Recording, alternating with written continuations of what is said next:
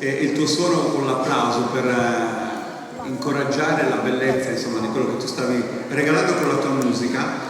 E sono anche contento di dire che Elia ci teneva tantissimo che tu fossi qua, parte della sua festa, e quindi tu con questo suono gli hai fatto un regalo bellissimo, ma lo hai fatto a tutti noi. Davide, grazie, ci vediamo